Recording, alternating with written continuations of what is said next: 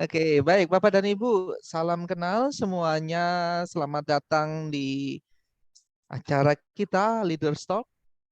Malam hari ini kita akan belajar bersama kurang lebih selama 1 ke depan bersama dengan salah satu ahlinya, yaitu dengan Bapak Reza Widias. Halo, Beliau adalah selamat malam. rekrutmen manager di Brown Bags Films. Nah, itu nanti langsung tanya sendiri. Saya langsung searching tadi juga. Nah, beliau, kenapa saya sapa waktu Indonesia Tengah juga? Karena beliau itu ada posisinya berada di Bali. Bapak dan Iya, Ibu betul. semua yang ada di sini malam hari ini kita akan belajar bersama di Leaders Talk dengan tema Smart KPI for Leaders. Nah, sebelum sampai masuk ke situ, saya akan menjelaskan kepada Anda semua terkait dengan aturan, terkait dengan syarat dan ketentuan pada malam hari ini. Nah, ini dia yang paling keren dan bodinya paling atletis. Bapak, saya biasanya panggilnya Mas sih sebenarnya, Mas Reza Widias. Beliau adalah Human Capital Expert dan Practitioner. Apa kabar Mas Reza? Kabar baik, selamat malam. Om Nugi, saya manggilnya Om malah ya. Karena saya lebih lebih junior gitu ya mungkin ya. Aduh, langsung bawa umur nih ya. Selamat malam, kabar baik Iya. Om Nugi. Selamat malam Bapak Ibu semua. Oke, Bali gimana Bali? Masih hujan juga? Bali sepanjang hari sekarang hujannya ya. Jadi karena nggak tahu nih, 3 hari kemarin belakangan itu hujan deras setelah sebelumnya tuh masih Hmm. kering gitu ya. Sekarang Hmm. pagi ketemu pagi tuh hujan deras Om. Gitu. Betul.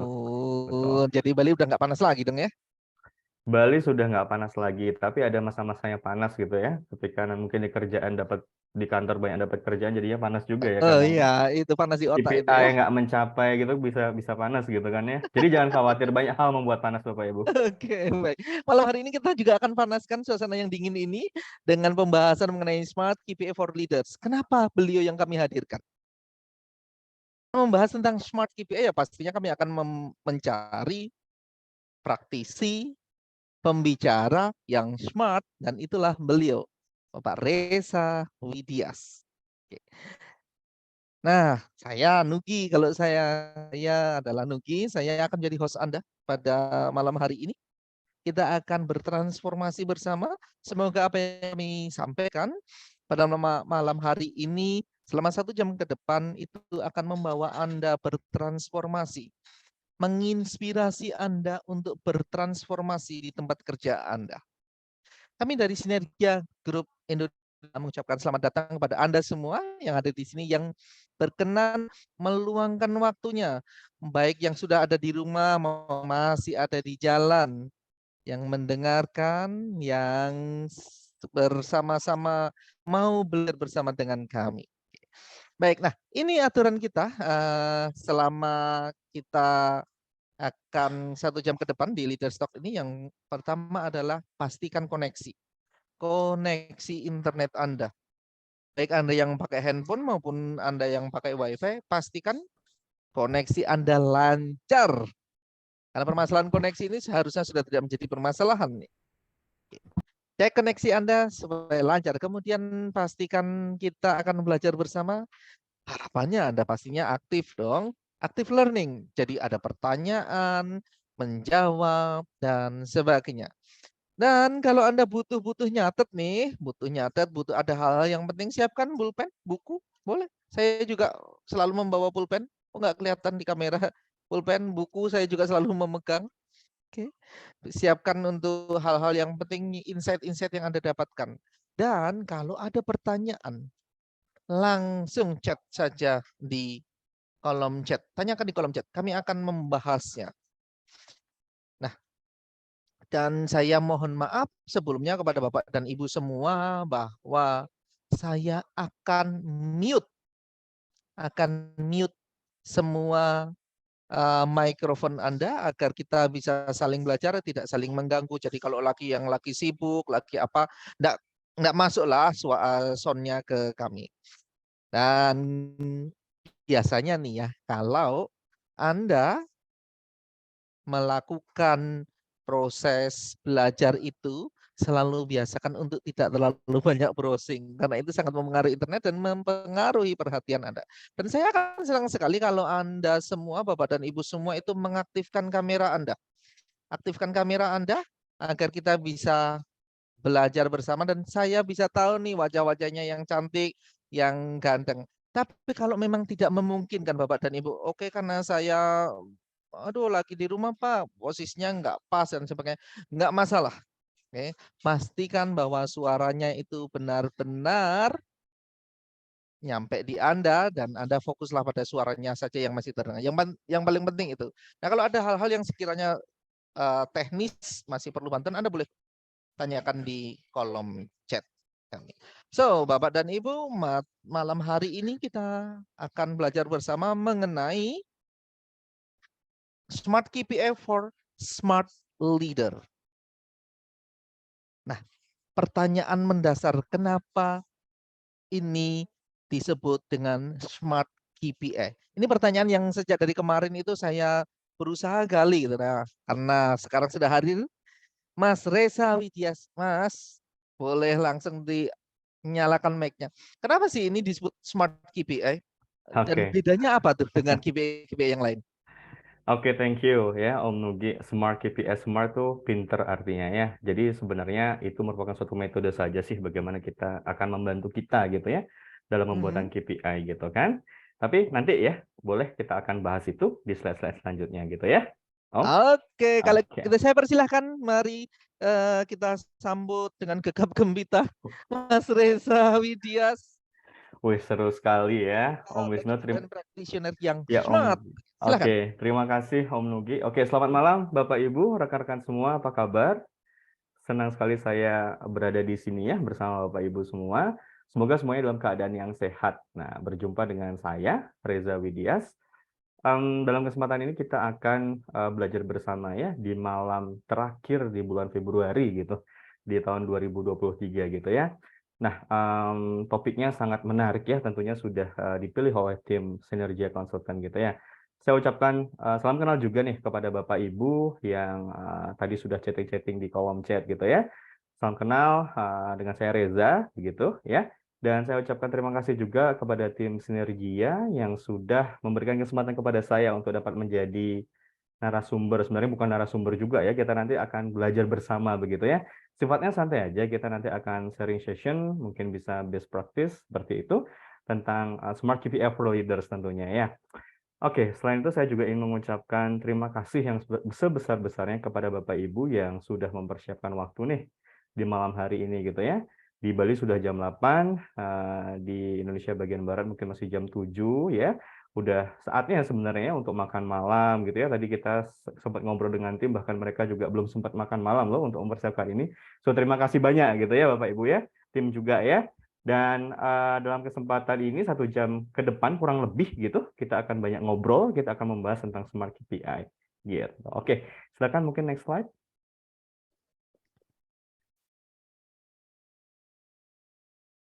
Oke, ya ini adalah sedikit profil dari saya ya. Saya akan memperkenalkan diri sedikit. Saat ini saya masih aktif sebagai recruitment manager di Brownback Films ya. Brownback Films merupakan salah satu perusahaan ya yang bergerak di bidang animasi. Headquarter-nya kebetulan berada di Toronto ya, di belahan bumi bagian sana. Dan mereka memiliki cabang juga ya ada di Dublin dan juga New York ya. Nah, saat ini saya dipercaya untuk membantu cabang yang ada di Bali begitu sebagai perwakilan Asia dari mereka begitu ya. Dan saya juga masih diberikan kesempatan untuk membantu beberapa perusahaan juga ya sebagai asesor juga ya. Dan beberapa pengalaman saya begitu dari tahun 2012 sampai 2022. Bapak Ibu juga ingin tahu lebih lagi gitu, kita bisa kenalan lagi mungkin di lain kesempatan gitu ya. Bapak Ibu silakan bisa chat saya nanti di waktu yang terpisah. Oke, next slide. Oke, seperti yang saya sampaikan tadi ya, kita akan banyak belajar tentang Smart KPI for Leaders. Nah, di sini ada beberapa konten yang akan kita bahas mengenai pentingnya KPI, kemudian ada tahapan-tahapannya, dan apa sih itu KPI, Smart KPI gitu. Kemudian ada contoh-contohnya juga, kemudian kita akan mencoba memberikan contoh tentang Smart KPI itu, dan nggak lupa juga nih, kita nanti akan sampaikan, kami akan sampaikan tentang PSG ya, balance scorecard gitu ya. Dan ada beberapa contoh-contohnya yang tentunya kita akan bahas bersama begitu Bapak Ibu. Oke, next. Oke, kita stop sampai di sini dulu nih. Nah, ini merupakan alur yang cukup sederhana menurut saya ya. Dalam suatu perusahaan atau organisasi, poin nomor 1 sampai poin nomor 5 Bapak Ibu bisa melihat di layar ya. Dimulai dari tahapan visi, ya, kemudian ada turunannya dengan strategic vision, ya, bagaimana kita membuat langkah strategis dari visi perusahaan itu atau organisasi itu, yang kemudian nanti akan kita turunkan menjadi balance scorecard atau BSC dengan 4 perspektif yang berbeda gitu ya. Dan kita akan turunkan lagi menjadi KPI, yang itulah nanti akan menjadi action plan. Begitu. Nah, oke. Oke, ya baik, Bapak dan Ibu semua. Ya, ini ada pertanyaan ini, keren ini. Pak Reza, saya langsung boleh nanya ke teman-teman yang hadir di sini ya. Boleh, boleh, silakan, Jadi silakan. sudah sampai di mana posisi perusahaan Anda dari tahap 1 sampai 5 ini? Bapak dan Ibu boleh tuliskan di kolom chat apakah sudah visinya, strategic visionnya sudah jelas? Kemudian apakah sudah balance scorecard-nya sudah clear? Oke, boleh dituliskan di kolom chat sudah sampai di titik mana posisi perusahaan Anda saat ini? Silakan Bapak Ibu, nggak usah malu-malu. Barangkali ada yang belum buat visi, nggak apa-apa gitu ya. Perusahaan yang belum punya visi, belum punya misi, nggak apa-apa gitu. Kita akan coba. Oke, ada Bu Kartika ya di posisi 2 strategic vision. Oke. Oke, Bu Grace ada di posisi 3. Wow, sudah sampai balance Wah, sudah scorecard sampai ya. BSC. Luar Mantap, mantap Bu biasa. Grace. Boleh mungkin Om Nugi kita undang untuk open mic, boleh? Ada Boleh, Pak boleh Syafudin juga, Bu silakan. Grace Rupang coba. Boleh open mic Bu? Tidak nyala kamera juga tidak masalah. Yang Oke, penting nyala Anda lampunya ya boleh. di situ ya. Oke, boleh open mic Ibu Silakan Ibu Grace Rupang. Grace. Teman-teman biar juga ini, biar juga belajar. Posisi Anda sudah sampai di BSC. Ya, selamat malam semuanya. Selamat malam Ibu. Selamat malam Ibu. Visi dari perusahaan kami adalah sudah ada, strateginya juga sudah ada, visi dan misinya, dan sekarang malahan akan mencapai ke, saya lagi membawa perusahaan ini ke KPI, gitu. Supaya semuanya bisa mengetahui tentang KPI. Jadi sekarang sudah sampai di level BSC saja dulu Pak, belum ke atas ke 4 gitu. Iya, luar biasa ya, karena memang masing-masing perusahaan atau organisasi itu kan memiliki caranya sendiri ya dalam mengatur tujuannya, termasuk bagaimana cara mencapainya kan begitu ya. Kalau saya dengar tadi dari Bu Grace sudah sampai ke BSC, artinya kan sudah memiliki visi yang jelas harusnya ya, kemudian bagaimana mencapai visinya, betul ya Bu ya. Nah, BSC ini kan juga nanti ada 4 perspektif ya, betul ya Bu ya, Ibu memakai itu juga ya. Ya, itu nanti juga akan kita bahas di sini ya. Oke, terima kasih Bu Grace. Boleh kita lanjut? Baik. Oke, boleh next slide, Om? Oke, Bapak Ibu, sebelum kita lanjut, kita akan membahas secara singkat saja ya pengertian tentang Key Performance Indicator begitu ya. Bapak Ibu mungkin sudah sangat sering mendengar istilah KPI. Oh, ada Pak Budiman ini, nomor 4. Oke, baik Pak Budiman, terima kasih. Nanti kita bahas lagi Pak Budiman ya. Oke, Key Performance Indicator, ada yang menyebut juga Key Performance Index gitu ya. Nah, Bapak Ibu bisa melihat di sana, di screen, beberapa pengertian dari para ahli ya. Saya sedikit mencuplik begitu ya, pengertian dari, sebentar, saya kurang. Pengertian dari Iveta, pengertian dari Warren, Parmenter, dan Banerjee gitu ya. Kita mungkin akan baca salah satunya, mungkin pengertian dari Warren gitu ya, di tahun 2011 begitu. Key Performance Indicator atau KPI merupakan sebuah pengukuran yang menilai bagaimana sebuah organisasi mengeksekusi visi strategisnya ya.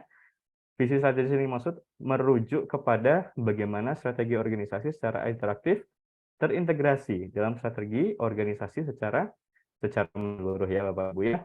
Kalau kita melihat Bapak Ibu dalam pengertian para ahli di atas itu kita bisa ambil ada beberapa kata yang sama dari pengertian mereka mengenai Key Performance Indicator ya.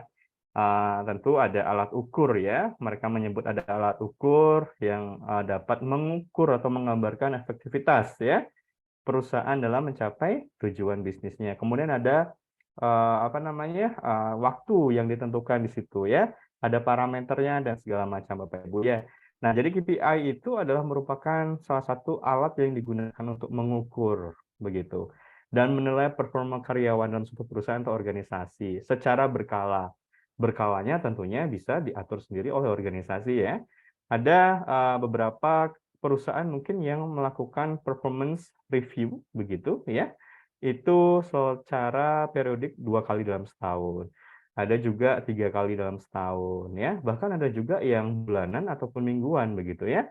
Ada juga yang setiap hari. Setiap hari maksudnya secara sederhana mereka melakukan monitoring terhadap kinerja bawahannya begitu ya. Nah, apakah harus ditentukan per minggu, per bulan atau per tahun? Nah, itu kembali lagi kepada perusahaannya bagaimana ingin menilai performance dari karyawannya di masing-masing departemen atau posisi. Apakah wajar nih setiap hari dinilai, setiap hari karyawan itu dipantengin? Wajar-wajar saja dinilai gitu ya. Tapi kalau dipantengin ya itu tergantung caranya ya. Kalau memang harus memantengi karyawannya ya ya udah kalau memang seperti itu caranya. Tapi alangkah lebih baik mantenginnya itu dengan cara yang baik, memonitornya dengan cara yang baik. Lalu ada pertanyaan lagi, kenapa harus setiap hari begitu? Idealnya setiap hari itu adalah untuk melihat apakah karyawan tersebut akan miss atau tidak dalam melaksanakan pekerjaannya. Minimal kita tahu apakah ada yang meleset nggak dalam timeline yang sudah dibuat untuk mencapai target tersebut ya. Misalnya kita briefing tiap hari pagi atau sore itu juga termasuk salah satu dalam mengukur kinerja begitu ya. Artinya kita harus tahu dulu nih apa itu targetnya begitu ya Bapak Ibu ya. Ya, KPI itu berisikan target-target yang perlu dicapai begitu ya oleh masing-masing departemen atau divisi. Nah, nantinya target-target yang tertuang dalam KPI tersebut tentunya akan diukur ya progres yang sudah berjalan begitu ya. Target yang sudah ditetapkan tersebut akan menjadi patokan begitu bagi business owner ataupun human capital practitioner yang dapat mengambil langkah nantinya untuk pengembangan ke depannya begitu ya. Nah, makanya juga tadi kita sebutkan visi misinya itu harus jelas dulu dari perusahaan karena visi merupakan satu fondasi dasar bagi perusahaan itu untuk menentukan arah kemana perusahaan tersebut akan berjalan gitu ya. Apakah ke depan atau malah mundur, apakah ke kiri atau ke kanan gitu ya. Sedikit sharing saja Bapak Ibu, ketika saya baru masuk di tempat kerja saya yang sekarang ya, dimintai bantuan itu, mereka sudah berdiri di tahun 2017 begitu ya. Mereka sendiri pun tidak menyangka perusahaannya itu bisa menjadi sebesar ini dari semula yang 20 orang, sekarang sudah menjadi 300 sampai 400 orang dalam sekejap begitu ya. Mereka nggak memiliki visi misi begitu, artinya mereka belum memberikan satu suara nih manajemennya nih, gitu. Visinya apa, misinya apa, tahu-tahu mereka sudah di rebrand aja nih sama perusahaan-perusahaan besar yang ada di luar sana. Nah, makanya saat ini saya juga sedang berusaha untuk membantu mereka dengan konsultan juga sih ya. Itu untuk menentukan visi misi. Nah, visi misinya tuh align gitu ya dengan visi misi dari perusahaan yang merebrand dia. Artinya harus ada satu kesatuan ya, komitmen mengenai visi, misi dan strategi-strategi yang akan dipakai oleh perusahaan tersebut untuk mencapai tujuannya begitu kira-kira ya Bapak Ibu ya. Oke, saya akan coba baca chat satu persatu.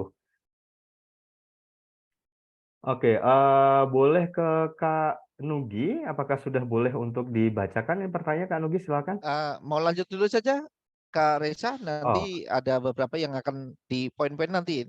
Saya sudah catat semua, Kak. Aman. oke, terima kasih. Oke, boleh lanjut ke next selanjutnya. Bapak Ibu, ini adalah beberapa pentingnya KPI. Kita semua harus sepakat dulu ya Bapak Ibu ya, bahwa KPI itu penting ya. Saya rasa semua juga setuju bahwa KPI penting ya. Kalau tidak penting, nggak mungkin Bapak Ibu ada di acara ini sekarang kan. Jadi yang ada di sini kan pasti sudah yakin banget bahwa KPI itu penting ya. Makanya kita ada di sini untuk ngobrol gitu ya. Ya, oke. Kita bahas sedikit mengenai pentingnya KPI gitu ya. Ada beberapa hal ya, antara lain yang pertama untuk menjaga keselarasan tim. Nah, gitu. Kenapa harus dijaga keselarasan tim ya? Artinya apabila perusahaan sudah memiliki visi misi tujuan yang jelas, yang selaras antara satu sama lain, ya tentunya akan menjaga keharmonisan dari tim itu sendiri, dari departemen itu sendiri gitu ya. Nah ini sangat berpengaruh sih bagaimana nanti dari seluruh tim yang ada itu untuk mendapatkan situasi yang kondusif dalam mencapai tujuannya gitu ya Bapak Ibu ya. Yang kedua untuk sarana check up. Nah betul sekali ya. Jika ada KPI, maka ada pandangan yang realistis gitu menurut saya tentang kesehatan perusahaan saat ini. Contohnya sih sangat mudah sekali. Apakah tujuannya jangka pendek, menengah, ataupun panjang sudah tercapai atau belum, gitu ya. Itu yang dapat nanti menjadi tolak ukur apakah perusahaan itu sehat atau tidak, gitu ya. Kemudian apakah perusahaan itu nanti bisa dibilang sakit, gitu ya. Sakitnya sampai sejauh mana? Apakah bisa ditolong apa tidak? Nah, KPI itu juga bisa menjadi tolak ukur seperti itu. Oke. Ini yang ketiga, menyesuaikan strategi. Ya, tentu ya. KPI itu menjadi salah satu alat bagaimana masing-masing departemen beserta jajaran-jajarannya menentukan strategi apa yang harus dipakai, strategi apa yang harus dibuat dulu ya. Minimal dibuat, disepakati oleh seluruh anggota dari departemen itu gitu ya, untuk maju ke depan gitu. Karena masing-masing posisi itu memiliki apa namanya? Masing-masing posisi memiliki perannya masing-masing begitu ya. Yang terakhir adalah accountability ya. Nah, ini accountability maksudnya adalah agar mereka itu bisa terlihat secara jelas bahwa tujuannya itu dapat tercapai gitu ya, terhitung begitu ya.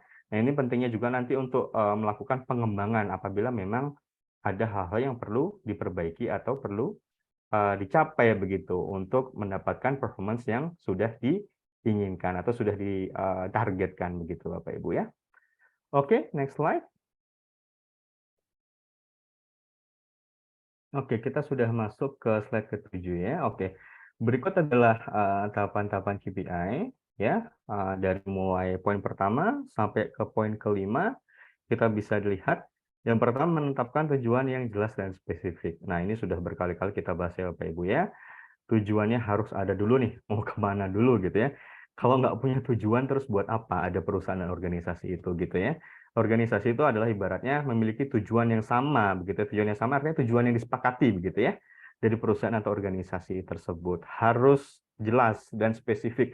Spesifik maksudnya adalah ketika di breakdown menjadi departemen masing-masing memiliki tujuan yang detail, gitu ya, dalam mencapai tujuan organisasinya, gitu. Yang kedua, kemudian tahapan selanjutnya adalah membuat tujuan jangka pendek, menengah, dan panjang. Nah, Bapak Ibu, tentunya ini berkaitan dengan timeline gitu ya, berkaitan dengan tujuan yang kita tetapkan, apakah bisa dibilang tujuan tersebut dicapai dalam jangka yang cepat, ataukah memerlukan waktu yang lebih lama, atau yang panjang begitu. Nah, ini sangat banyak keterkaitannya dengan kesehatan organisasi itu sendiri atau perusahaan itu sendiri ya, dan juga masalah finansial, masalah manpower seperti itu ya Bapak Ibu ya. Oke, yang ketiga, memiliki proses bisnis yang telah teridentifikasi dengan jelas. Artinya, perusahaan atau organisasi tersebut dari hulu ke hilir, bisnis prosesnya sudah teridentifikasi dengan jelas. Artinya sudah memiliki satu alur atau pedoman bagaimana dari mulai mempersiapkan apapun ya, mempersiapkan produksi seperti itu ya, sampai nanti bisa menghasilkan produk tersebut, baik barang ataupun jasa kepada konsumen seperti itu. Alurnya sudah jelas begitu ya. Yang keempat, menetapkan ukuran kuantitatif dan kualitatif. Nah, kuantitatif dan kualitatif. Jadi tidak hanya kualitatif tapi juga kuantitatif karena ini erat kaitannya dengan ukuran. Makanya ada kata kuantitatif begitu ya. Kemudian memonitor setiap kondisi jika sewaktu terjadi perubahan dalam proses mencapai tujuan yang ditetapkan. Nah, ini sebagai sarana kita untuk membersihkan backup plan gitu ya. Atau bisa dibilang kita memiliki prevention atau preventif ya. Preventive action gitu ya, bagaimana kita bisa mempersiapkan. Jadi sedia payung sebelum hujan. Kita memiliki backup plan gitu ya dalam proses bisnis yang ada. Begitu. Oke, kita sudah sampai ke slide yang ke-7. Kak Nugi, kira-kira Yes, bagaimana? oke, baik. Ini baik Bapak dan Ibu semua, ini adalah tahapan-tahapan bagaimana proses menyusun KPI. Nah, semoga ini bisa menjawab pertanyaan dari Bu Grace yang menanyakan bagaimana cara membuat KPI yang baik dan benar. Nah, clear ya Bu ya, sudah ada terpampang nih di slide-nya. Semoga bisa menjawab Bu. Ya, terima kasih untuk supaya ini bisa jelas. Jadi sudah ada bagaimana cara membuat KPI yang baik dan benar. Oke, baik, baik. Oke. Baik, Bapak dan Ibu semua ada beberapa pertanyaan, saya akan bacakan terlebih dahulu Kak Risa ya. Kak Risa Siap. ada yang menanyakan tadi Pak Budiman ini pelaksanaannya ini boleh nggak nih sebenarnya kalau setiap minggu KPI ini, penilaian KPI? sama Bu Lulu tadi juga bertanya, kalau KPI ini ukurannya untuk individu atau untuk divisi ya? Mana yang lebih bisa terukur? Untuk yang mana, Kak Reza? Oke, mungkin satu-satu dulu. Pertanyaan pertama Yes. tadi apa, Kak Wisnu? Sorry, Kak Nugi, silakan. Pelaksanaannya KPI ini setiap minggu boleh? Oke, tadi saya sempat sampaikan juga, apakah kita boleh, maksudnya melaksanakan KPI ini kita mengevaluasi performance gitu ya, Pak ya, begitu ya? Betul, betul. Betul. Tadi saya sudah sampaikan juga bahwa boleh-boleh saja. Artinya itu kan hanya sebatas evaluasi, sebagai evaluasi gitu. Boleh-boleh saja kita melakukan itu. Itu tergantung dari bagaimana perusahaan ingin melakukan pengukurannya sendiri gitu ya. Memang sih idealnya itu 2 kali dalam 1 tahun ya, boleh di middle ataupun di end year begitu ya, atau di akhir tahun. Tetapi tidak apa-apa setiap minggu. Kenapa? Karena disesuaikan dengan case yang ada saja begitu ya, Bapak ya. Artinya kita ada weekly meeting gitu ya. Nah, mungkin Bapak Ibu juga memiliki weekly meeting, betul tidak ya?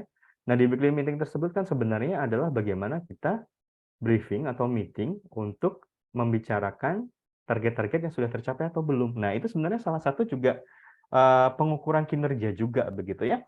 Ketika bikin meeting, diundanglah tim HR, diundanglah tim mungkin ada marketing. Nah, bagaimana mereka nanti bisa bersinergi bersama seperti itu, sudah sampai sejauh mana? Halo. Iya, mohon maaf. Oke. Lanjut Kak Reza. Oke, jadi pada intinya boleh saja, Kak Boleh ya Nugi. pengukuran setiap Boleh. minggu ya Kak Reza ya? Boleh, boleh, boleh. Nih. Bahkan saya juga menyarankan setiap minggu. Artinya untuk tim internal lah lebih baik gitu ya, di tim HR atau rekrutmen. Kita tahu nih teman-teman yang ada di bawah kita itu sudah melakukan apa saja sih. Nah, saya setiap minggu biasanya minta sama tim saya nih, dikirim nih report mereka, weekly report gitu ya. Lalu saya pelajari apa sih yang menjadi kesulitan mereka, apa yang menjadi obstacle mereka, apa yang bisa kita bantu gitu ya. Nah, apakah ada tindakan perbaikan gitu ya? Nah, kalau itu didiemin menjadi bulanan, menjadi tahunan kan gimana tuh? Nggak tercapai targetnya kan gitu ya. Oke. Pertanyaan kedua? Oke. Yang kedua tadi, jadi ini KPI itu lebih mengukur untuk individu atau bisa dilakukan juga untuk divisi ya Kak Reza? Oke. Dari Ibu Lulu. Oke, Bu Lulu, terima kasih pertanyaan luar biasa. Bisa dua-duanya, Ibu. Artinya kita punya yang namanya KPI individual sama KPI department ya. KPI individual itu lebih erat kaitannya dengan role Bapak Ibu saat ini gitu ya. Misalnya sebagai HR manager, dia punya KPI masing-masing ya. Kemudian ada HR supervisor, nah itu ada juga. KPI departemen itu sebenarnya adalah turunan kepada masing-masing anggotanya begitu ya, karyawannya begitu yang menjadi KPI departemen. Artinya ketika ada salah satu dari posisi misalnya HR manager ataupun HR supervisornya itu yang tidak mencapai goal-nya dalam KPI individu, maka KPI departemen tidak akan tercapai begitu ya. Karena sejatinya KPI departemen itu akan diturunkan begitu. Yang sebenarnya muaranya adalah visi misinya itu tadi begitu ya. Kalau visi kan agak panjang jangka waktunya gitu ya. Misi lebih pendek lagi begitu. Begitu kira-kira, apakah menjawab? Oke, baik. Terima kasih Kak Reza. Jadi Pak Budiman, jawaban yang tadi terkait dengan KPI boleh dilakukan setiap minggu, clear, boleh. Kemudian Bu Lulu, pertanyaannya tentang KPI untuk individu atau untuk divisi, ya artinya Bu, yang namanya KPI personal itu adalah turunan dari KPI-nya departemen atau divisi. Begitu jawaban dari Kak Risa. Semoga memuaskan jawaban ini untuk Pak Budiman dan Ibu Lulu. Tadi juga Ibu Grace juga bertanya tentang nyusunnya. Tahapannya clear. Boleh langsung ada foto Bu Grace. Nah, Kak Reza, sebelum jauh Kak Reza, ini saya langsung pertanyakan terkait dengan pertanyaan selanjutnya, kan ini terkait sekali ya. Kaitannya KPI ini dengan strategi perusahaan bagaimana? Nah, pertanyaan dari Bapak Mansyur dari PT Ori di Cikarang. Nah, kaitannya bagaimana sih Kak sebenarnya kalau KPI ini dengan strategi punya perusahaan? Oke, terima kasih Pak Mansyur ya. Pertanyaan luar biasa. Jawabannya sebenarnya sederhana menurut saya Pak Mansyur ya. KPI itu merupakan salah satu perwujudan dari strategi perusahaan Pak Mansur. Artinya ketika sudah ditetapkan visi dan misi perusahaan, ada strategic vision, strategic mission-nya, KPI sebagai action plan-nya nanti. Jadi visi, tujuan yang jelas, maka kita akan memiliki action plan. Bagaimana sih cara kita untuk mencapai strategi itu? Untuk mencapai tujuan itu. Maka akan diterapkan strategi yang didulukan menjadi action plan itu. Nah, itu namanya KPI. Salah satu fungsinya, salah satu alatnya adalah KPI itu. Begitu, Pak Mansur. Cukup jelas ya, kira-kira? Oke, terima kasih Pak atas Iya. penjelasannya. Siap, Pak Mansur. Terima kasih Pak Mansur. Banyak ya yang bertanya, saya senang sekali kita bisa ngobrol nih. Iya. Oke Kak Reza, mari kita lanjutkan. Siap. Ini masih jawab pertanyaan atau mau lanjut Lanjut ke itu saja, slide dulu Kak Reza. slide dulu ya? Oke, baik. Boleh ke... Nah, ini kita sudah masuk ke Smart KPI ya. Tadi pertanyaannya Om Nugi itu luar biasa ya. Mengapa sih smart gitu ya? Ya, memang smart itu artinya pinter gitu ya. Ya memang kita harus pandai gitu dalam membuat KPI. Artinya begini Bapak Ibu. Smart KPI. Smart itu hanya salah satu metode saja dalam pembuatan KPI ya, untuk memudahkan kita dalam penyusunan KPI ya. Smart itu berasal dari beberapa kata gitu ya. Ada spesifik, ada measurable, ada achievable, ada realistic, dan juga time sensitive, atau teman-teman mungkin bilangnya timeline atau time bound, sama aja begitu ya. Nah, minimal dari 5 poin ini yang tertuang sebagai SMART itu dapat membantu kita dalam membuat KPI, Bapak Ibu ya. Ada spesifik, ada measurable, ada achievable, ada realistic, dan juga ada time sensitive itu atau time bound itu. Spesifik artinya ya kita sudah tahu ya, kita paham ya. Penyusunan KPI kita itu jangan terlalu umum. Artinya harus spesifik, harus detail gitu ya. Jadi kita tuangkan secara jelas tujuan apa, tujuannya itu apa gitu sih secara spesifik gitu ya. Kemudian measurable, terukur gitu ya. Makanya harus ada kuantitatif ya, ada nilai kuantitatifnya agar bisa dapat terukur. Ada angka gitu ya.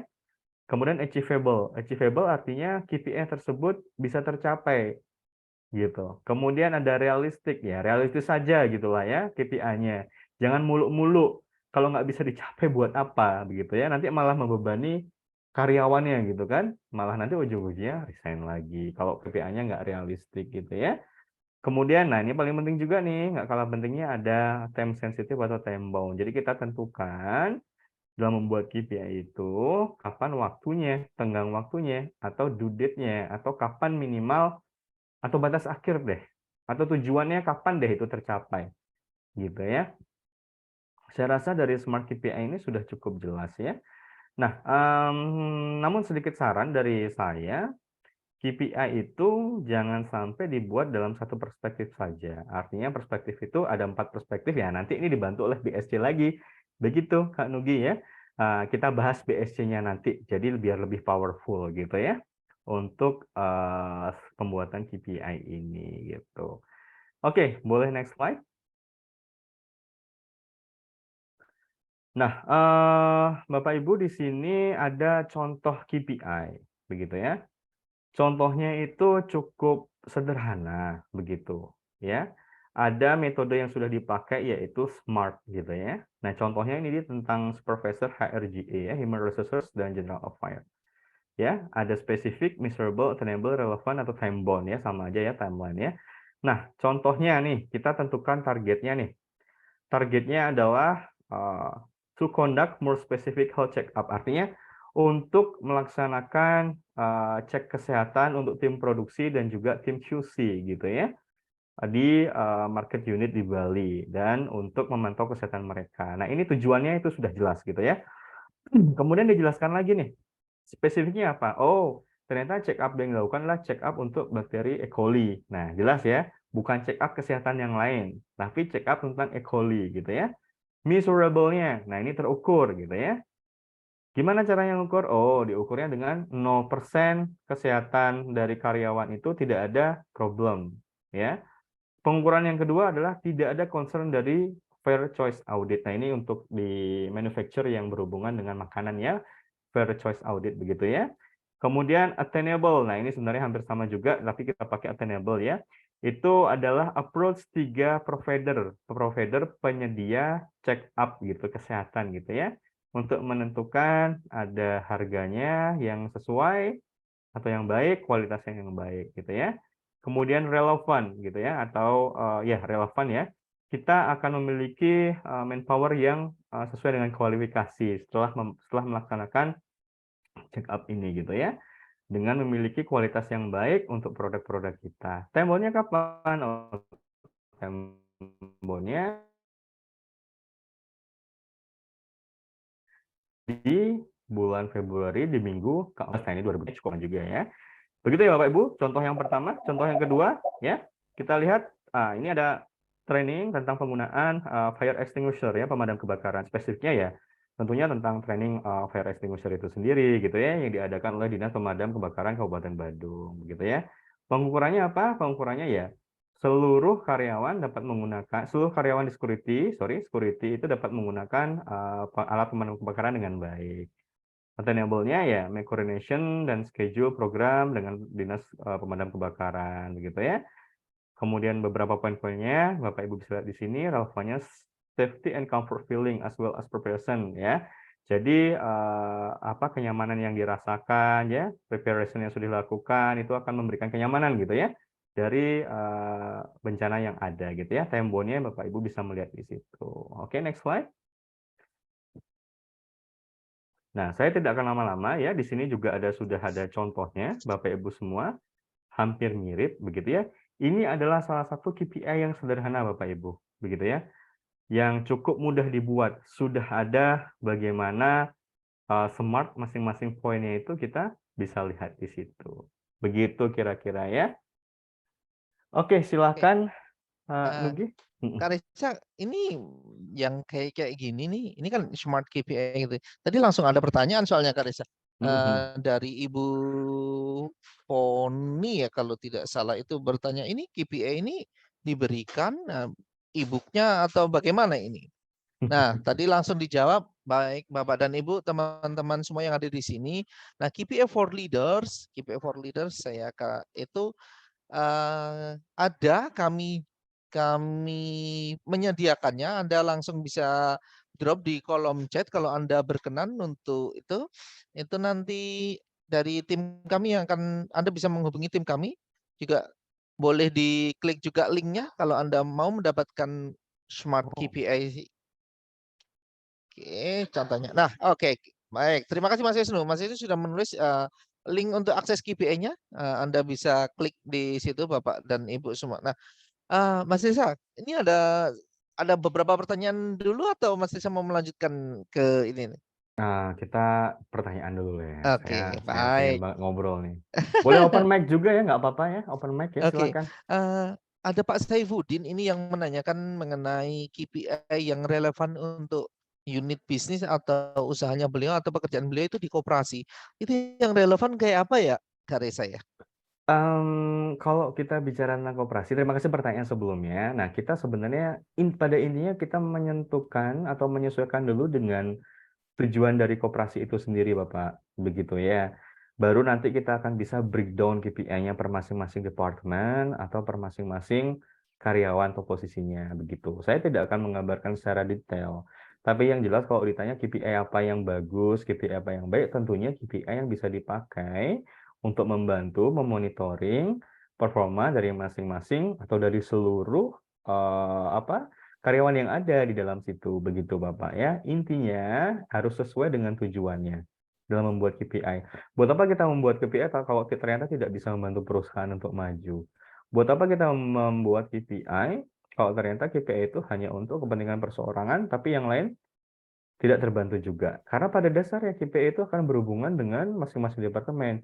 Begitu ya, contoh untuk manpower. Kemarin saya sempat sharing tentang rekrutmen begitu ya. Tim rekrutmen itu kan sebenarnya fungsinya adalah untuk mensupport tim yang ada di produksi mungkin atau di non produksi begitu ya. KPI-nya tim rekrutmen adalah ya secara umum aja untuk mencapai power plan sesuai dengan rencana gitu ya di waktu yang tepat begitu. Nah, ketika itu tidak tepat, mereka tidak tercapai, maka akan mengganggu proses bisnis yang ada begitu ya. Pada intinya kembali lagi tujuannya tercapai gitu kan, disesuaikan dengan goal-goal yang ada begitu. Mantap. Semoga menjawab pertanyaannya Pak Saifuddin. Nah, masih ada pertanyaan nih sebenarnya. Siap, Lalu silakan. yang menilai KPI siapa? Ini karena ini saling keterkaitan ya. Yang menilai KPI siapa ya?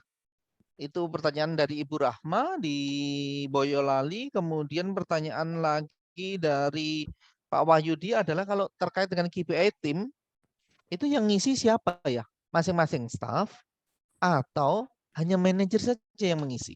Oke, saya rasa enaknya pertanyaan dari yang kedua dulu. Siapa yang mengisi Oke. gitu ya. Oke, ada beberapa metode Bapak Ibu ya, bisa top to down atau down to top. Itu tergantung perusahaan gimana sih memberikan kesempatan pada karyawannya untuk bersinergi gitu ya. Tidak harus dari bawah atau tidak harus dari atas. Siapa yang bertanggung jawab? Idealnya yang bertanggung jawab adalah masing-masing kepala departemennya, begitu ya. Karena dia yang akan membantu perusahaan memikirkan bagaimana tercapainya strategi itu untuk mencapai goal-nya gitu ya. Gimana kita memiliki strategi yang tepat untuk mencapai goal dari perusahaan. Idealnya itu bisa bottom to top. Bottom di sini artinya kepala departemen ya. Kepala departemen yang akan membuat KPI departemennya dulu ya. Begitu nanti diturunkan menjadi KPI individu per masing-masing posisi. Begitu ya. Dan nah, pertanyaan pertama, siapa yang menilai? Semua wajib menilai, semua wajib tahu bagaimana performance-nya masing-masing. Masa iya kita acuh tak acuh dengan performance kita? Kan enggak ya. Kita sudah punya KPI, kita sudah sepakat nih di awal nih, oh KPI-mu sebagai HR manager begini. Nah itu sebenarnya pembuatan KPI itu harus ada kesepakatan antara kedua belah pihak Bapak Ibu, ya, sebagai karyawan dan juga dengan manajemen, begitu ya. Kalau tidak sepakat, mending nggak usah dulu di awal. Kenapa? Ya, nggak ada komitmen dong berarti, kan gitu ya. KPI A tercapai atau disepakati di kapan, begitu ya. KPI A boleh nggak kita buat KPI apakah achievable atau tidak? Kalau nggak achievable ya itu menghayal kan namanya, ya nggak usah. Berhak kita menolak gitu kan. Gitu. Boleh ya Kak, tolak ya Kak. Boleh. Lalu lanjutannya dari Pak Abdullah nih, karena ini Mhm. langsung nyambung. Nah kalau atasannya atau manajernya masa bodoh terkait dengan KPI ini gimana? Padahal sudah ada loh KPI-nya, tapi atasannya masa bodoh. Pak Abdullah Pak Abdullah menanyakan mengenai hal itu. Kalau dibilang Gimana masa dong? bodoh berarti manajernya itu nggak punya KPI karena salah satu KPI dari manajer sebagai leader adalah untuk memfasilitasi bawahannya. Nah, saran saya itu juga dimasukkan dalam KPI individual.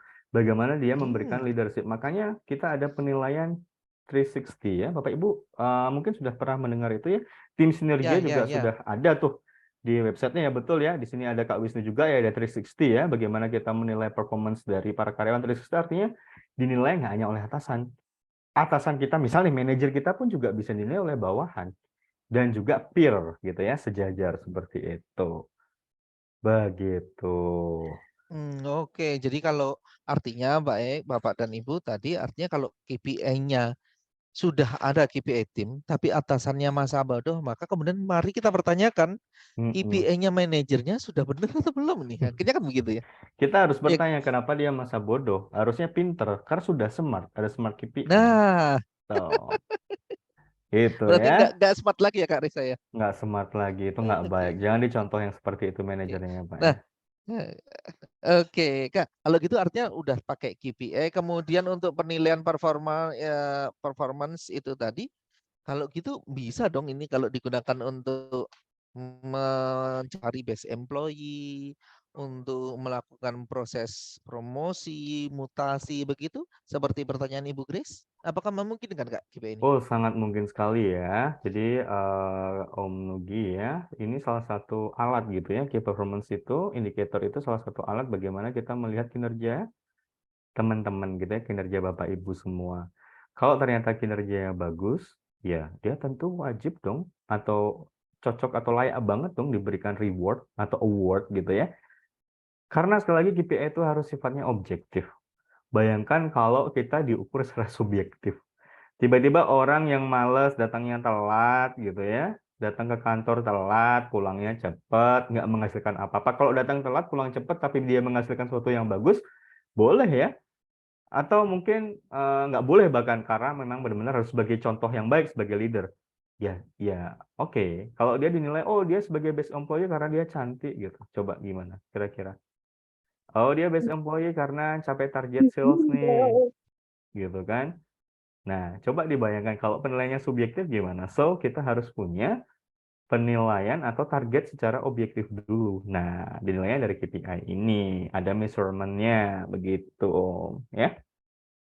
Oke, semoga menjawab.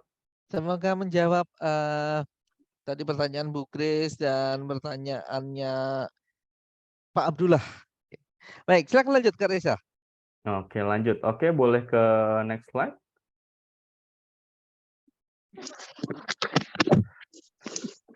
Oke, maaf. Oke, Bapak Ibu, di sini kita sudah masuk ke balance scorecard ya. Balance scorecard. Nah, ada yang sudah pernah mendengar balance scorecard ya selain Bu Grace ya? Bu Grace sudah sampai sana bahkan ya, sudah mau masuk ke KPI gitu ya. Kira-kira teman-teman yang lain sudah sampai sana juga ya? Pasti ya Bapak Ibu semua ya. Mudah-mudahannya, kalau belum juga nggak apa-apa begitu ya. Apakah ini barang baru? Oh tidak, ini sebenarnya sudah barang lama, namanya BSC ya. BSC ini ditemukan oleh dokter siapa ya namanya, kemarin saya lupa ya. Kemarin sharing dari Kak Fatma itu ada dokter Robert Kaplan ya kalau nggak salah, dan David Norton gitu ya. Nah, BSC ini merupakan salah satu metrik kinerja, kalau boleh saya bilang metrik ya, kinerja yang digunakan untuk mengidentifikasi dan meningkatkan serta mengontrol berbagai fungsi bisnis. Cuman sifatnya masih kualitatif dari 4 perspektif Bapak Ibu. Ada finance, ada customer relationship, ada learning and growth, dan juga internal business process. Ya, kita bahas dari finance. Nah, perspektif finance ini artinya kita menilai performance ya perusahaan itu yang hubungannya dengan keuangan gitu ya. Ada juga seperti contoh deh, ada pendapatan, laba gitu ya. Kemudian pengeluaran juga termasuk di dalam pengukuran finance itu. Kemudian return of investment ROI itu juga masuk di sana ya. Intinya semuanya diukur dari finance, perspektif finance, oke? Kemudian masuk ke customer relationship, ini lebih ke arah tim sales dan marketing Bapak Ibu ya. Jadi yang diukur di sana ada kepuasan pelanggannya. Nah, kepuasan pelanggan ini bukan hanya eksternal ya, tapi juga internal. Nah, kalau HR kan pelanggannya kan biasanya orang dalam, bukan orang dalam, maksudnya karyawan itu sendiri gitu ya. Kalau HR-nya pelanggannya ya. Kemudian kalau sales marketing mungkin pelanggannya boleh dari eksternal, dari luar gitu ya. Nah, kemudian perspektif yang ketiga ada learning and growth. Nah, ini erat kaitannya dengan HR ya, atau training ya. Bagaimana perusahaan itu memiliki perspektif yang diukur dari pembelajaran yang diberikan kepada karyawannya, pertumbuhan yang ada, begitu ya. Jangka pendek, menengah ataupun panjang. Nah, sehingga dapat menjadi tolak ukur kita gitu dalam melaksanakan performance evaluation tadi. Nah, internal business process ini sebenarnya yang keempat ya, perspektif yang keempat ini erat kaitannya dengan bagaimana perusahaan melakukan proses bisnisnya, Bapak Ibu. Lebih ke arah tim production ya, kalau boleh dibilang ya. Bagaimana perusahaan itu mengelola dari awal sampai akhir proses operasionalnya. Nah, tentunya BSC ini yang sifatnya kualitatif ini harus didukung oleh sifatnya pengukuran yang objektif atau terukur measurable gitu ya. Nah, kalau saya boleh bilang tadi, dari 4 BSC ini akan diturunkan lagi menjadi KPI-KPI yang ada. Begitu ya Bapak Ibu. Boleh next slide, mungkin kita akan pakai contohnya. Nah, ini contoh BSC-nya kita pakai IT Manager saja ya. Nah, dari perspektif finance, kemudian perspektif customer relationship, ada learning growth, dan juga internal business process, begitu ya. Di dalam BSC ini ada KPI lagi, gitu, agar lebih terukur, lebih powerful, gitu ya. Contoh kita ke finance saja deh. KPI dari sisi finance, bukan IT manager dari perspektif finance, KPI-nya, nah ratio-nya dengan keuangan ya, biaya IT sebagai presentasi dari total biaya. Artinya kalau biaya IT-nya semakin kecil, berarti kan semakin mendukung perusahaan. Pengeluaran sih ini gitu ya.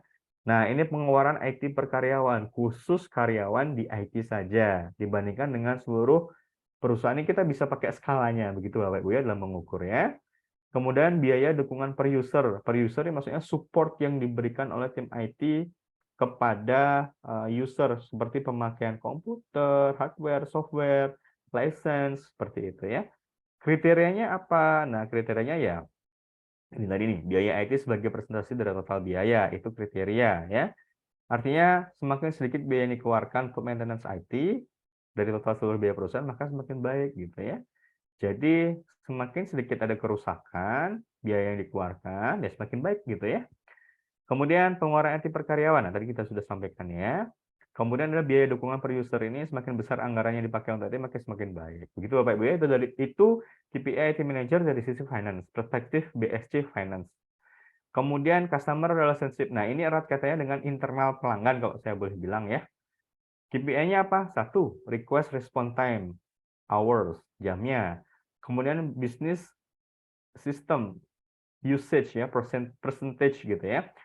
Kemudian ada jumlah problem kritikal yang di-report ya by user ini ya maksudnya ya. Nah, kriterianya apa ya? Kriteria poin yang pertama tentang respon waktu gitu ya. Semakin cepat IT merespon keluhan maka semakin baik. Kemudian pemakaian bisnis sistem ya. Semakin banyak sistem teknologi yang dipakai maka semakin baik. Kenapa semakin banyak sistem yang dipakai semakin baik? Karena logikanya adalah asumsinya adalah memakai sistem itu akan memberikan efisiensi yang baik terhadap waktu gitu kan. Jadi ibaratnya sebagai HR contoh deh. Kita sudah memakai HRIS. Bayangkan ketika kita nggak pakai HRIS, berapa waktu yang terbuang? Atau positifnya nih, berapa waktu yang bisa dihemat kalau memakai sistem yang ada? Nah, idealnya seperti itu, Pak Ibu. Gimana learning and growth-nya ya? Perspektif yang ketiga ya, di pojok kiri bawah. Learning and growth-nya, IT manager. Nah, berapa persen tuh capability-nya atau training yang sudah dicapai, begitu ya. Kemudian staff turnover. Nah, ini tadi Rat katanya ada pertanyaan, manajer yang acuh tak acuh gitu ya. Kalau saya sih sebagai karyawan gitu lihat manajer saya ternyata acuh tak acuh sama KPI saya, dia nggak peduli manajer saya ya, tentunya lama-kelamaan pengen resign aja gitu ya. Nah, ini Rat katanya. Nah, ini ada masuk di sini gitu ya.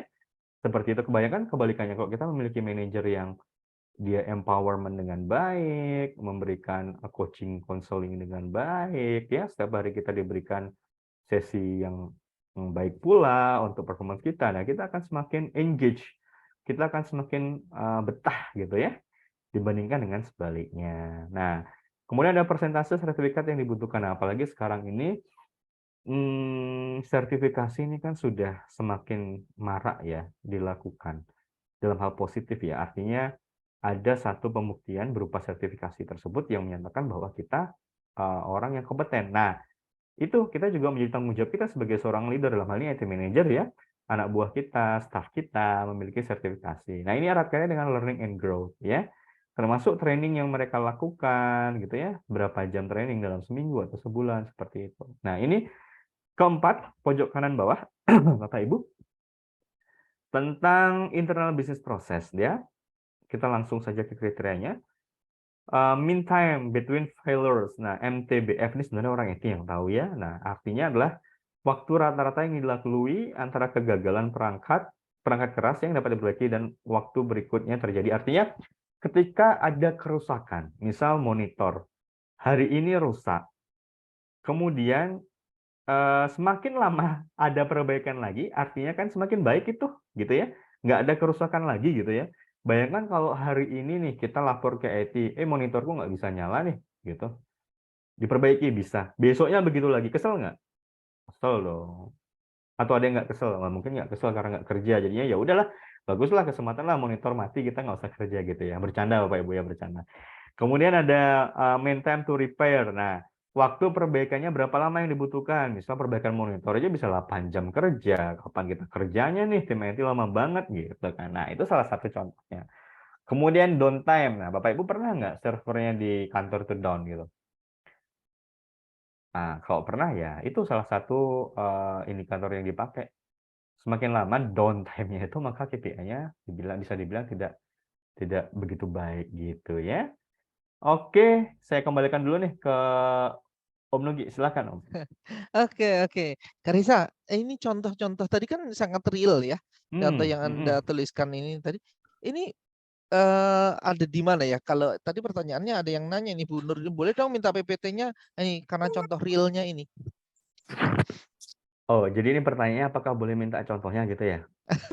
Betul. Atau bagaimana? Betul, pertanyaan gitu. Nah, Baik, Bapak dan Ibu, kalau pertanyaan mengenai hal itu, sebenarnya kami, nih saya akan sampaikan terlebih dahulu secara singkat. Bapak dan Ibu, Anda bisa klik yang di sini. Oke, oke, ada KPA, e-book KPA for Leader. Nah, e-book KPA for Leader ini isinya clear seperti itu, contoh-contoh. Sangat aplikatif. Cara Anda mendapatkan, silakan Anda klik www.sinergiagroup.id/admin. Di situ Anda akan mendapatkan, di situ Anda akan langsung berhubungan dengan customer kami, customer service kami atau bagian marketing kami untuk Anda mendapatkan ini. Anda dapatkan buku itu dan itu sangat mudah, sangat aplikatif. Karena salah satu penyusunnya adalah Kak Reza. Iya, dan juga tim yang lain ya. Saya tidak perlu sebutkan, sudah Bapak Ibu sudah tahu lah siapa saja yang akan menyusun, yang sudah menyusun itu ya. Iya, nah kembali kemudian Kak Reza, saya ada satu pertanyaan terakhir ini ya. Saya bacakan adalah dari Ibu Nur juga. Apakah setiap orang atau setiap departemen itu harus punya 4 perspektif tadi, Kak? Atau hanya satu saja? Misalkan saya orang HR nih, saya KPI saya hanya di learning and growth saja, tidak ngomong tentang finansial, tidak ngomong internal business process. Begitukah? Oke, pertanyaannya luar biasa ya. Jadi maksudnya dari Ibu Nur itu hanya memakai satu perspektif saja gitu ya. Oke, bisa dibilang boleh, tapi tidak baik gitu. Nah, idealnya Tidak kita komprehensif gitukah, Kak? tidak komprehensif, karena kalau kita hanya menitik beratkan, misal setiap departemen itu ada empat perspektif, Ibu.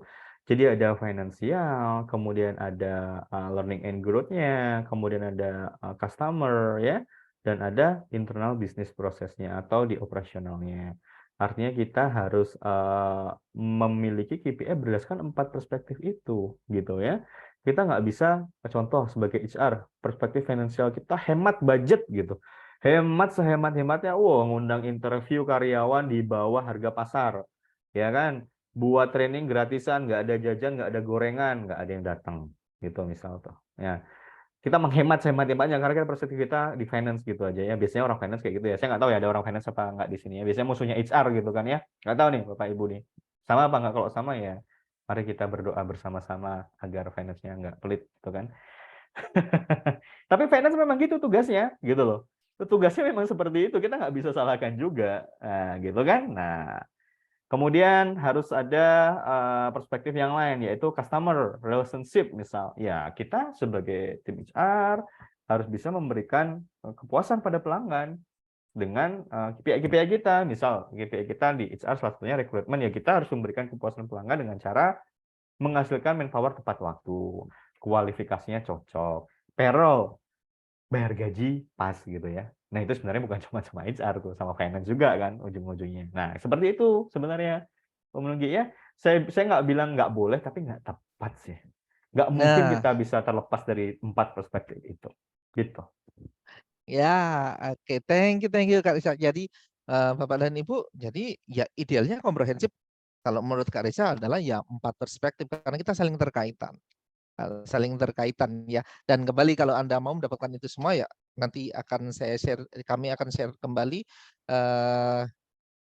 link untuk Anda mendapatkannya. Ada investasi. Ada 2 orang yang sudah melakukan japri kepada saya, Ibu Anita tadi. Ya, saya mau. Oke, ya Bu Anita dari Unicase di Malang.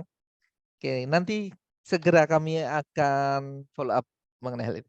Oke, Kak Reza, sebagai closing nih, karena waktu sudah limit, silakan Kak Reza.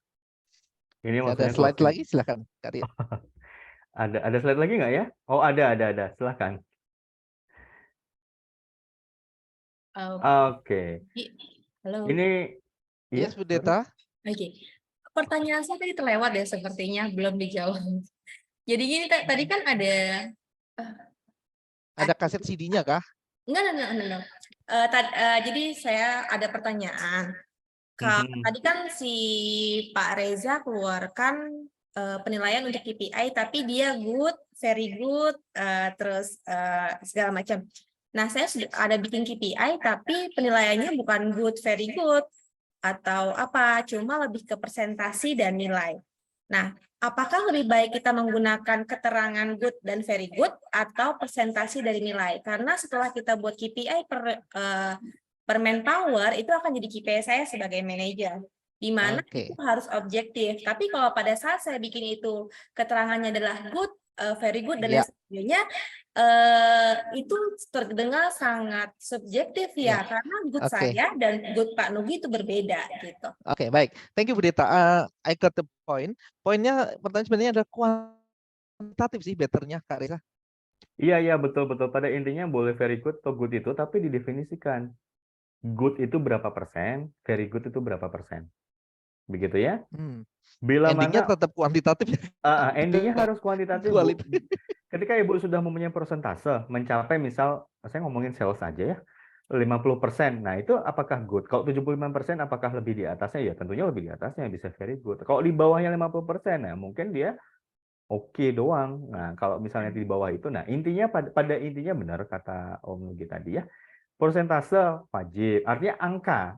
Jadi nggak harus persentase tapi angka. Kemudian dibawa ke pengukuran tadi, apakah itu menjadi good, very good, atau segala macam. Benar, saya setuju Nilai banget. akhirnya good, very good itu pada saat kita dapatkan grading dari semua nilainya ya, bukan berarti saya bikin nilainya itu seperti langsung tadi ditulis good, very good segala macam, tapi Betul. presentasi dulu atau angka dulu baru terjadi resume dari semua. Iya, diidentifikasi. Betul. Oke, thank Identifikasinya you. berupa angka. Oke, thank you Pak Thank you, Bu Reza. Dita. Thank Sama-sama, you. Bu Deta. Oke, baik. Mari kita tutup slide dengan terakhir. Wah, sudah ditutup aja ya. Saya sebenarnya nggak ingin berpisah gitu ya, karena pertanyaannya luar biasa gitu loh. Masih pengen ngobrol. Banyak Boleh nggak minta sekali. waktu 30 menit lagi?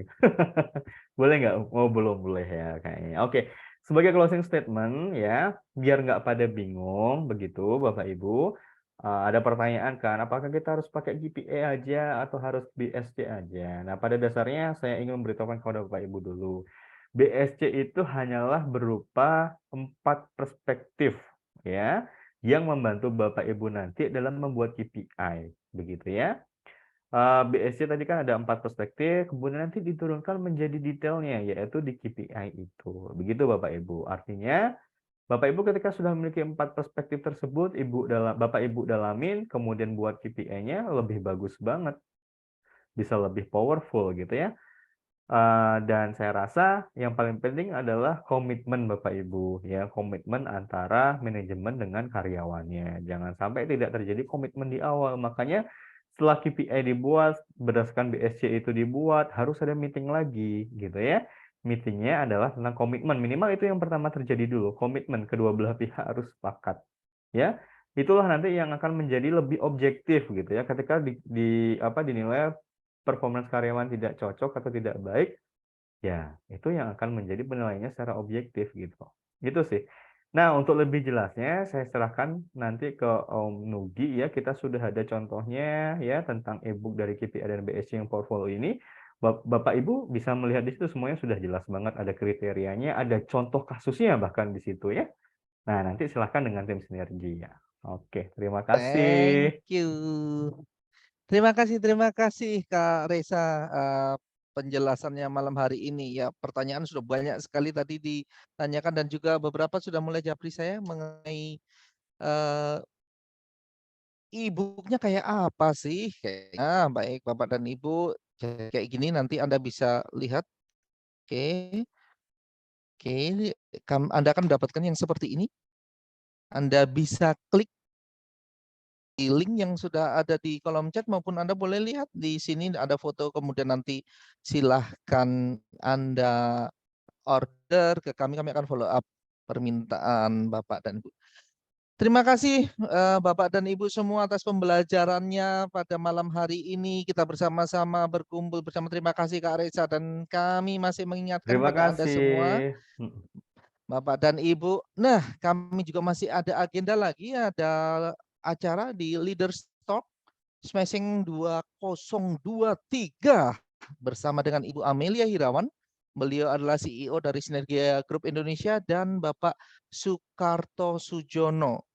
Beliau akan membahas mengenai digital as people business. Kapan dilaksanakannya? Tanggal 10 Maret. Sekali lagi, tanggal 10 Maret Dan ini dilakukan offline, Bapak dan Ibu. Anda bisa datang hadir bersama dengan kami, kita dinner bareng, kita berkumpul bersama membangun network, bertemu bersama para pebisnis, bertemu dengan teman-teman HR dari berbagai komunitas, berbagai daerah, kita akan belajar bersama sambil makan malam atau dinner. Investasinya adalah Rp250.000 saja. Jadi ini sebenarnya hanya kayak makan malam tapi dibonusin dengan mendapatkan pencerahan inspirasi dari Ibu Amelia Hirawan mengenai trust and inspire leadership, dan dari Pak Sukarto Sujono, beliau adalah online business coach terkait dengan digital as people business. Dan jangan lupa juga kami masih ada lagi pembelajaran di LOT, kalau yang ini online, live online training tentang membangun budaya belajar karyawan melalui perancangan training akan dilaksanakan tanggal 14 Maret 2023 jam 4 sore. Sambil persiapan mau pulang Anda belajar dulu. Begitu, baik Bapak dan Ibu, terima kasih atas kehadirannya semua, Bapak dan Ibu semua. Terima kasih Terima Bapak kasih Ibu. Kak Reza, terima kasih kasih atas tim pembelajarannya. Sinergia. Sampai jumpa lagi. Semoga apa yang kami bawakan pada malam hari ini menginspirasi Anda dan membuat Anda bertransformasi di perusahaan Anda. Oke, mari kalau Anda berkenan Bapak dan Ibu silakan open cam, yuk kita foto bersama. Mas Wisnu sudah ready? Open cam dulu ya Bapak Ibu ya. Silakan Wah. open cam, kita foto bersama. Kalau gini rasanya semua langsung open cam loh Mas. Kayak foto-foto lagi open cam. Iya, makanya tadi kan ada pertanyaan kan, kalau ukurannya KPI-nya itu cantik atau tidak kan gimana ya? Langsung open cam itu Mas. Juara saya nanti ya. Juara Waduh, langsung. Ibu Anita dengan anjingnya lucu sekali. Wow, boleh dikirim ke Bali Bu Anita. Saya mau. Oke Bapak Ibu sudah siap ya. Ini di page pertama gitu ya. Saya hitung 1 ya. Saya hitung mundur ya. 1, kayak dulu. 1, 2, 3. Oke. Di selanjutnya 1, 2, 3. Oke. Thank you teman-teman yang sudah hadir di sini gitu ya.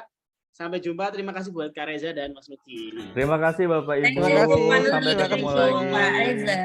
Terima kasih Bu Deta. Terima kasih. Terima kasih, sampai ketemu lagi. Terima kasih Pak Arjo. Terima kasih Pak Yansen. Terima kasih semuanya. Terima kasih, izin Wi. Silakan. Selamat beristirahat. Sukses selalu. Terima kasih Pak Widiantara.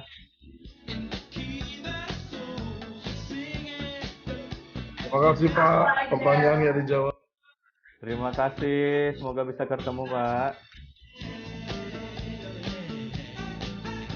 Atur sukses Pak Gede Widiantara dari Bali ini. Wah, dari Bali. Wah, deket nih harusnya nih. Bali atau Balitar ya tadi? Bali ya. Bentar.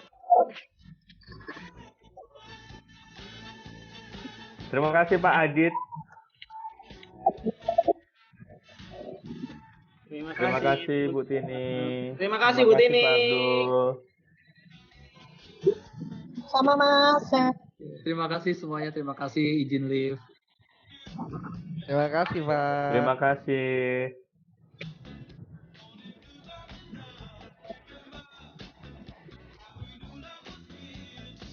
Izin remove ya Bapak Ibu ya.